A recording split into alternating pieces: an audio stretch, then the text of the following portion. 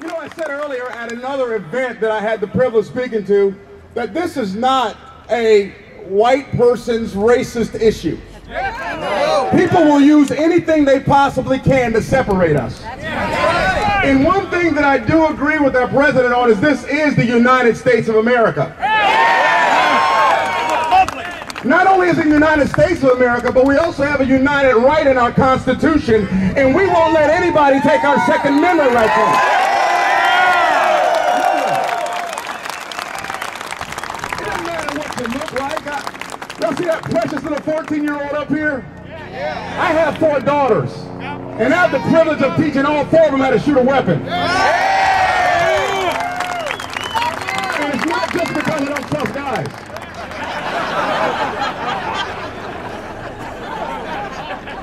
But I'll share a story with you that I had a chance to share with another group of proud individuals that joined me down here in Lawyers Mall a couple weeks ago.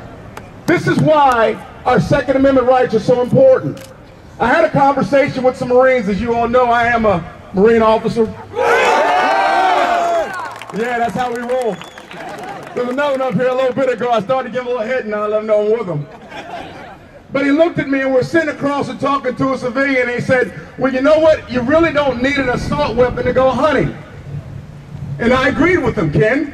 You don't need an assault weapon to go hunting. But I said, imagine if you will just for a second, on that glorious day when our revolution was just about to start, as the most powerful army at that time, the British Redcoats started making their way across the Atlantic. What if there had been a bill passed that says, you know what, all you need is a bow and arrow to go hunting with? And as they made their way across with their muskets, with all we had were our bow and arrows, we would not be standing here with the privilege of the Second Amendment or the greatest nation that the world has ever seen.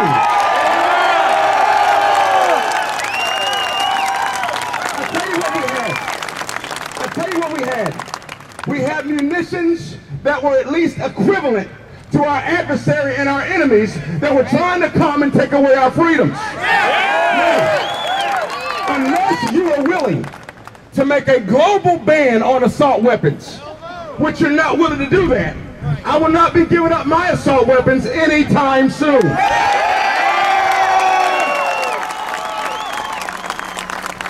Second Amendment, as Delegate Steve Shute said clearly, the Second Amendment is not about hunting.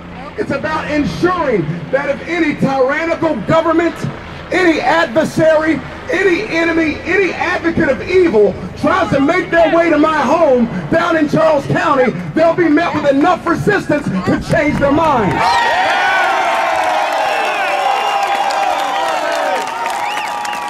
That makes sense? See, that's common sense. So the civilian sat across from me and he looked at me and said, I can tell, Charles, you don't trust the government.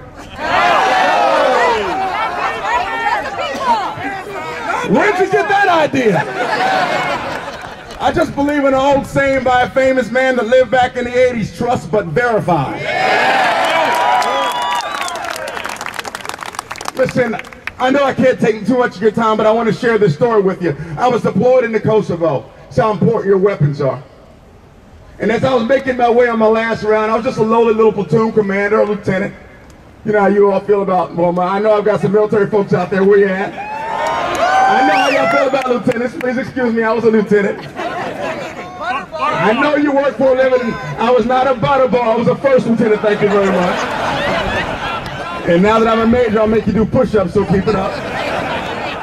Anyway, I took one last patrol around as dusk was coming down in a little village called Cernicha. And on my way around, before we took that patrol, there was a family that came, and some of y'all have heard this story, but it's worth repeating. There was a family that came on a horse and buggy that stopped and approached me at a checkpoint and said, there's something we want to give your Marines. I said, okay. So they said it's in the back of our wagon now. Again, I'm a trust but verify guy. So I grabbed a couple of my munitions and a couple of my Marines. We walked over to the wagon. I said, why don't you lift that cart up? He lifted up and there was a case of Coca-Colas. Can you imagine how that felt? I've been on MREs and water for a long time. I tell you what, I could care less if those Cokes were hot or not. I enjoyed one.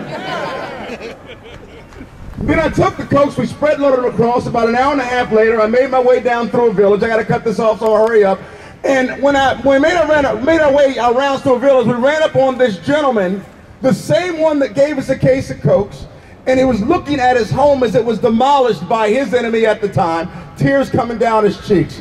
I looked at the gentleman. Of course, I'm a Christian, so I caved in with my principles, and I said, listen, what can we do to help you? His response was simple. If you would just, he said, I don't need your help. Just provide us a perimeter so I can begin a security perimeter so I can begin to rebuild my home for my family. That is an American spirit. That is an American attribute. That is the Constitution of our country. That is why we're here today, off work, to make a statement that under no means, no time, nowhere, I don't care what your rank is, whether you're governor, whether you're general, or whether you're a legislator, you will not take our Second Amendment of rights from us. We will bear and we will keep by any means necessary.